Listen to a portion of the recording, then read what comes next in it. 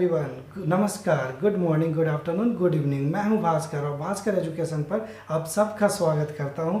उम्मीद है आप सब घर पर होंगे, आप बिल्कुल स्वच्छ होंगे। मैं आपके लिए लेके आया हूं ट्रिगोमेट्री का सीरीज और आज ये है ट्रिगोमेट्री का सीरीज नंबर 7 जो आपको लेके जाएगा जीरो टू हीरो, यानी कि बेसिक से टॉप तक हम इस वीडियो में सीखेंगे। चलिए आज का क्लास स्टार्ट करते हैं। आज हमारा ट्रिगोमेट्री का ये पार्ट 7 क्लास है और आज का हमारा टॉपिक ट्रिगोमेट्रिक आइडेंटिटीज है, जिसका त्रिकोणमितीय सर्वसमीकाएं भी कहते हैं। ये टॉपिक करने से पहले हम कॉम्प्लीमेंट्री एंगल से रिलेटेड 2-3 सवाल हमारा रह गया था, पहले उसे कर लेते हैं। तो ये दोनों सवाल उसी से रिलेटेड है, इसके बाद 1-2 सवाल और लेंगे। चलिए फटाफट इसे सॉल्व करते हैं। जैसा कि आप देख पा रहे हैं, फर्स्ट क्वेश्चन हमारा दिया हुआ है tan A equal to cot B। अगर tan A equal to cot B given है तो हमें ये प्रूफ करना है कि A plus B equal to 90 degree होगा। तो देखिए tan A equal to cot B आपका गिवन है और कल आप complementary angle of trigonometric ratio के क्लास से सीखे थे कि tan A को हम लिख सकते हैं कॉट 90 डिग्री माइनस ए। याद कीजिए कल का क्लास, उम्मीद है आपको याद होगा। अगर जिन बच्चों को प्रॉब्लम है वो हमारा ये पार्ट 6 क्लास को देखें, उसमें मैं बहुत अच्छे से बताया हूँ कि tan A equal to cot 90 degree minus A क्यों होगा। चलिए अब ये tan A equal to cot 90 degree minus A होगा तो मैं tan A की जगह ये वैल्यू लिख देता हूँ, cot 90 degree minus A equal to cot B. अब यहाँ पे हम देख पा रहे हैं कि ये भी एक एंगल है, ये भी एक एंगल है।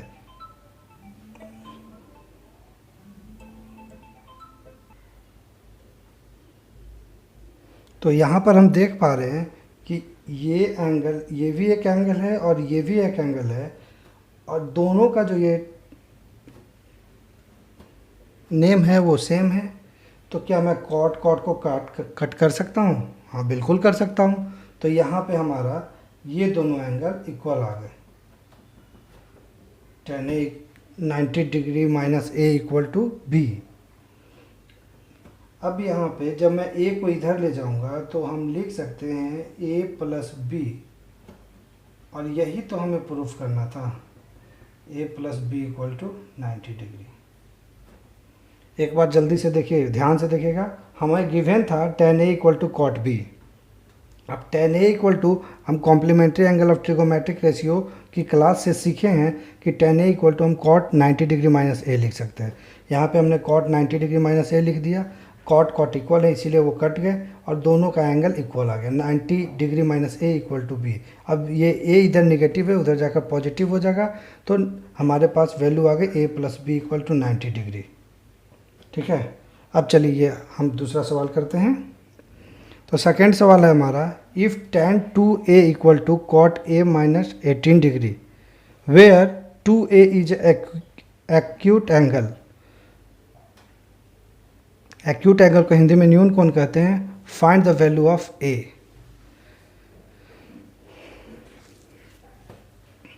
चलिए अब इससे अगला सवाल करते हैं। आगे का सवाल हमारा दिया हुआ है कि if tan 2a equal to cot a minus 18 degree where 2a is acute angle. ये एक्यूट एंगल को हिंदी में न्यून कोण कहते हैं, तो हमें ज्ञात करना है वैल्यू ऑफ a। ठीक है, तो एक्यूट एंगल आपको पता है 90 डिग्री से छोटा होता है, तो ये मैं लिख लेता हूँ 2a हमारा 90 डिग्री से छोटा है। ठीक है, तो यहाँ पे tan 2a, देखिए मैं इसे पहले लिखता हूँ tan 2a equal to cot a minus 18 degree. यहाँ तक तो किसी को कोई तकलीफ़ नहीं होनी चाहिए। अब याद, ये tan 2a मतलब इस tan 2a को क्या मैं कॉट के फॉर्म में लिख सकता हूँ? tan 2a को कॉट के फॉर्म में लिख सकता हूँ, बिल्कुल लिख सकता हूँ। मैं पढ़ाया हूँ इस चीज़ को, कॉट 90 डिग्री माइनस 2a। ठीक है, तो यहाँ पे मैं tan 2a की जगह कॉट 90 डिग्री माइनस 2a लिखता हूँ, कॉट 90 डिग्री माइनस 2a, और राइट साइड हमारा दिया हुआ है कॉट a माइनस 18 डिग्री। अब फिर से हमारा कॉट कॉट इक्वल हो गया, तो ये कॉट कॉट कट हो जाएगा और हमारे पास दोनों एंगल इक्वल मिलेंगे, a माइनस 18 डिग्री। ठीक है, अब इसे जब हम कैलकुलेट करेंगे तो ये a पॉजिटिव है, इधर आके निगेटिव हो जाएगा, -2a माइनस a, और ये 90 उधर जाके निगेटिव हो जाएगा, मतलब माइनस 18 डिग्री माइनस 90 डिग्री। ठीक है, इसे सॉल्व करते हैं तो ये -3a equal to 8 9 1 10 minus 18 degree, ये माइनस माइनस कट जाएगा और a का वैल्यू हमारे पास, अगर हम 108 को 3 से डिवाइड करेंगे तो 3 3 जा 3 6 जा 36 डिग्री आएगा। और हमें a का वैल्यू नहीं पूछा, 2a का वैल्यू पूछा है, नहीं सॉरी, a का ही वैल्यू पूछा है, तो हमने a equal to 36 degree calculate कर लिया। उम्मीद है आप इसे समझ पा रहे होंगे, इसे आप नोट डाउन कीजिए। मैं आप अगले सवाल की ओर चलता हूँ। यह अगला सवाल है और यह मैं NCERT बुक के एक्सरसाइज 8.3 से उठाया हूँ, जिसका क्वेश्चन नंबर 6 है। जिसे हिंदी में लिखना है वो अपने हिंदी बुक से लिख सकते हैं। ये क्वेश्चन कहता है कि अगर ABC किसी भी ट्रायंगल का इंटीरियर एंगल है, ABC किसी ABC ट्रायंगल के इंटीरियर एंगल है, तो हमें शो करना है sin b plus C by two equal to cos a by two. तो इस क्वेश्चन में आप पहले ये समझिए, मैं आपको पहले भी ये समझा चुका हूँ कि किसी भी ट्रायंगल के इंटीरियर एंगल का योग ये 80 डिग्री होता है। तो यहाँ पे मैं angle A plus angle B plus angle C equal to 180 degree लिख सकता हूँ। ये हमें पता है, आप इसे यहीं पर लिखिए, ये सवाल में लिखना ज़रूरी है। हम जानते हैं कि angle A plus angle B plus angle C equal to 180 degree होता है। तो यहाँ पे अगर मैं angle B plus angle C का बात करूँ तो ये 180 डिग्री माइनस एंगल A हो जाएगा। ठीक है, अब मैं सवाल को उठाता हूँ। हमारा सवाल में दिया हुआ है sine B plus C by two. आप ऐसे लिखिएगा कि सवाल के LHS पार्ट को अगर मैं उठाता हूँ, if we taken LHS part of this question, तो हमें क्या प्राप्त होता है। देखिए, sine B plus C by two, तो ये B प्लस सी का वैल्यू अभी हमने निकाला 180 डिग्री माइनस है, तो इसे हम पुट करते हैं sine 180 degree minus angle A by two. ठीक है, अब इसे सॉल्व करते हैं। साइन, ये तो आपको पता है, ये जब यहाँ बट्टा में है तो 180 डिग्री के बट्टा में 2 है और एंगल A के भी बट्टा में 2 है, ये एलसीएम लिया हुआ है, ये तो आपको पता है। तो इसे मैं लिख सकता हूँ 180 degree by two minus angle A by two. ठीक है, अब यहाँ पे हम देखते हैं तो हमें क्या प्राप्त होता है, साइन 180 डिग्री को अगर 2 से डिवाइड करेंगे तो हमें 90 प्राप्त होता है, और ये है एंगल A बाई टू। ठीक है, अब आप याद कीजिए एक formula, sine 90 minus theta equal to क्या होता है, कॉस थीटा। कल के क्लास में मैं पढ़ाया था। तो यहाँ पे थीटा के जगह पे क्या है, A बाई टू, यही ना है। तो यहाँ अगर मैं पुट करता हूँ A बाई टू, तो sine 90 minus A by two, sine 90 minus A by two, देख पा रहे। तो sine 90 minus A by two को मैं लिख सकता हूँ cos A by two, angle लगा सकते हैं, नहीं भी लगा, वो एंगल हमने लेके चला है तो एंगल लगा ही देते हैं। तो cos angle A by to, और हमें क्या RHS LHS हमने उठा लिया, RHS तरफ क्या देगा, कॉस A बाई टू। तो ये हमारा RHS हो गया। तो हाँ सर हो गया, तो यहाँ पे हम लिख देते हैं LHS equal to RHS, proof. तो कैसा लगा आपको ये इसका सॉल्यूशन। उम्मीद करता हूँ आप खूब इंजॉय से पढ़ रहे होंगे और आपको बहुत ही अच्छे से समझ में आ रहा होगा। चलिए एक लास्ट सवाल आज का करते हैं। आइए अब अगला सवाल करते हैं। ये हमारा आज का क्वेश्चन नंबर 4 है। आप देख पा रहे हैं कि हमारा क्वेश्चन है कि अगर sine 67 degree plus cos 75 degree दिया हुआ है, तो इनको एक्सप्रेस करना है, मतलब इनको शो करना है 0 और 45 डिग्री के बीच में। ये इम्पॉर्टेंट सवाल है, फिर से सुनिएगा ध्यान से। Sine 67 degree plus cos 75 degree को ट्रिगोमेट्रिक रेशियो के 0 डिग्री और 45 डिग्री के बीच में शो करना है, ठीक है। तो साइन 67 डिग्री को हम और किस टर्म में लिख सकते हैं? देखिए, sine 67 degree plus cos 75 degree हमें गिवन है। अब अगर हम साइन 67 को देखें तो हमें याद है कि साइन कॉस में चेंज होता है, और कॉस में चेंज करते हैं तो याद कीजिए साइन थीटा इक्वल टू क्या होता है? Cos 90 degree minus theta, theta theta, ठीक है। तो यहाँ पे अगर मैं साइन 67 डिग्री को लिखूँ तो मैं इसे लिख सकता हूँ कॉस 90 डिग्री माइनस 67 डिग्री। देखिए यहाँ पे लोगों को कन्फ्यूजन होता है, इसीलिए इसको आप देख लीजिए। यहाँ जो थीटा रहेगा वही थीटा यहाँ भी रहेगा, ठीक है। जैसे यहाँ थीटा था तो यहाँ थीटा था, तो यहाँ जो एंगल गिवन रहेगा वही एंगल यहाँ भी रहेगा। अब आगे चलते हैं, प्लस कॉस 75, तो कॉस को हम साइन में लिख सकते हैं, वो भी मैंने कल पढ़ाया था। Cos theta equal to sine 90 degree minus theta, तो इसे मैं लिख सकता हूँ साइन 90 डिग्री माइनस 75 डिग्री। अब इसे माइनस कीजिए, यहाँ पे मैं लिख सकता हूँ कॉस 10 में से 7 गया 3, यहाँ 8 बच गया, 8 में से 6 गया 2, 23 degree plus sign 90 degree minus 75, 10 में से 5 गया 5, यहाँ कितना बच गया 8, 8 में से 7 गया 1, 15 डिग्री। तो देखिए साइन 67 को मैं कॉस 23 में कन्वर्ट कर दिया और कॉस 75 को मैं साइन 15 में कन्वर्ट कर दिया।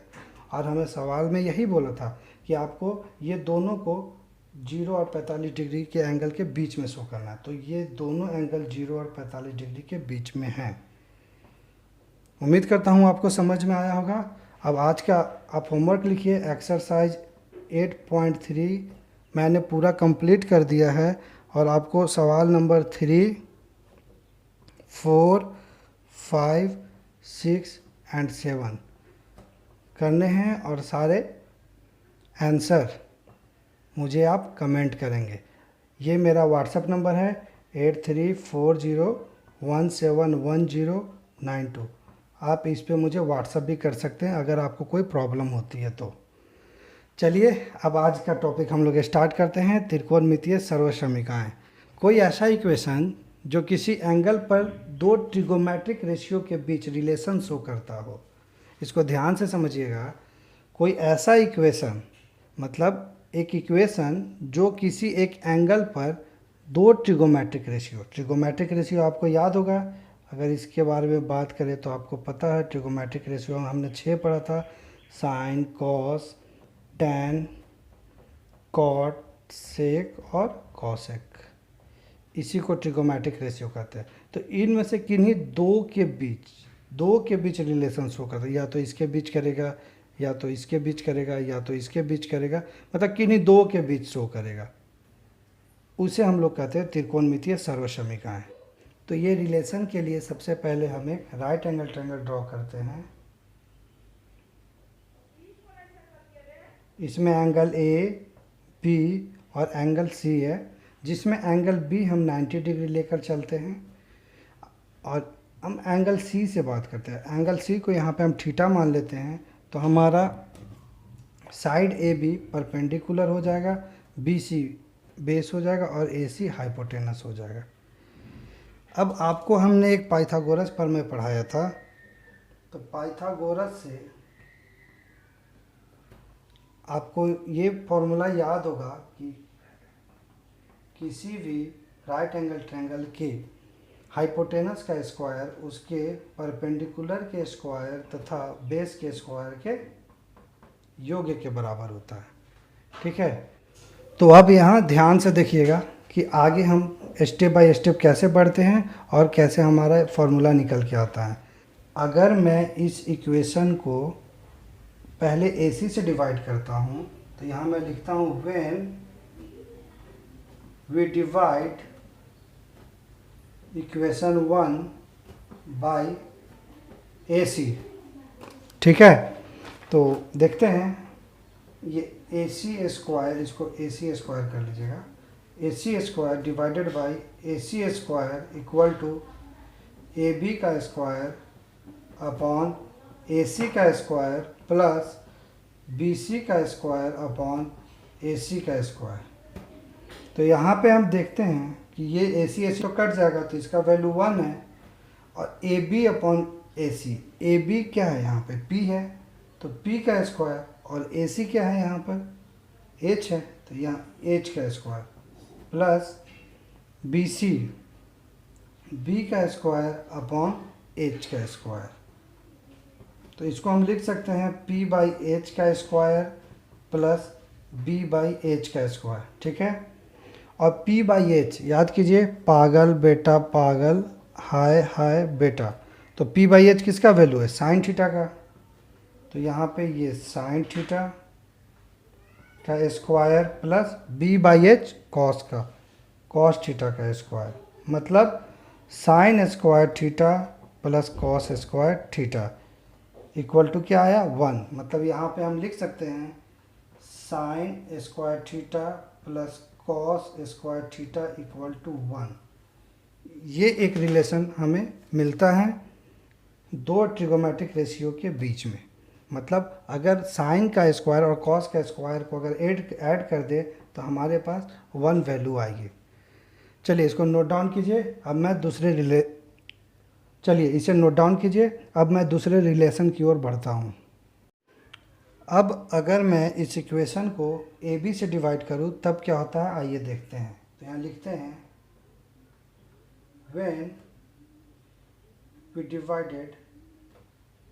when we divided equation 1 by AB square, तो देखते हैं AC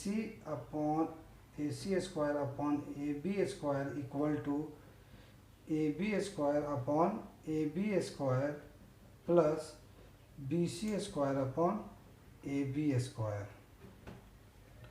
अब AC अपॉन AB इसे हम लिख सकते हैं AC अपॉन AB का स्क्वायर इक्वल टू, ये तो कट कर 1 हो जाएगा, plus BC square upon AB square. तो इसको हम लिख सकते हैं BC अपॉन AB का स्क्वायर। ठीक है, और AC क्या है यहाँ पर H, तो H का स्क्वायर H अपॉन AB क्या है P, तो इसे मैं H बाई P का स्क्वायर लिख सकता हूँ। 1 प्लस BC क्या है B और AB P, तो B बाई P का स्क्वायर, B बाई P का स्क्वायर।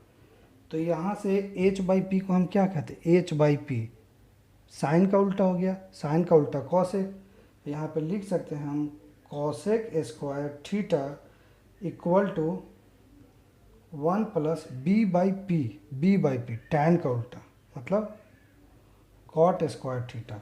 तो ये एक और रिलेशन हमें मिलता है, cos square theta equal to 1 plus cot square theta. ये सेकेंड नंबर का हमें मिल गया। अब आप इसे नोट डाउन कीजिए। मैं अब अगले रिलेशन की तरफ बढ़ता हूँ।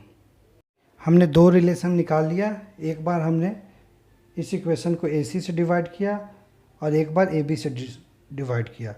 अब हम इस इक्वेशन को साइड BC से डिवाइड करते हैं।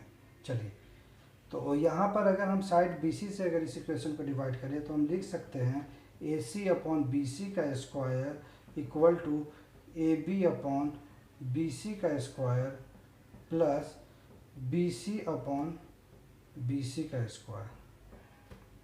ठीक है, AC हमारा यहाँ पे क्या है H है और BC हमारा B है, HB का स्क्वायर इक्वल टू AB हमारा P है और BC B है square plus BC divided by BC मतलब 1।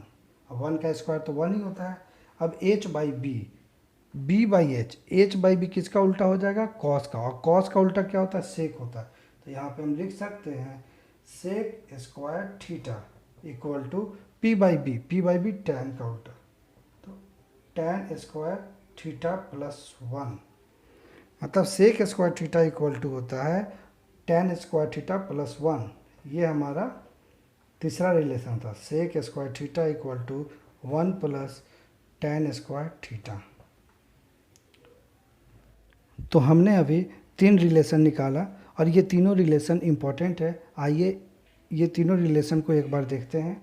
तो हमने अभी 3 रिलेशन निकाला। पहला हमारा sine square theta plus cos square theta equal to 1। Second number पे हमारा था cot square theta plus 1 equal to cosec square theta. And third number पे tan square theta plus 1 equal to sec square theta. ये 3 relation हमने अभी निकाला। उम्मीद है कि आप लोगों को समझ में आया होगा कि ये तीनों रिलेशन कैसे निकले हैं। एक बार आप घर पे खुद से प्रैक्टिस कीजिएगा, आपको बहुत अच्छे से समझ में आ जाएगा। अब देखिए, इससे इस इक्वेशन से मैं लिख सकता हूँ, अगर मैं इस कॉस स्क्वायर थीटा को राइट हैंड साइड ले जाऊँ तो मैं लिख सकता हूँ sine square theta equal to 1 minus cos square theta. ये भी एक इम्पॉर्टेंट फार्मूला है।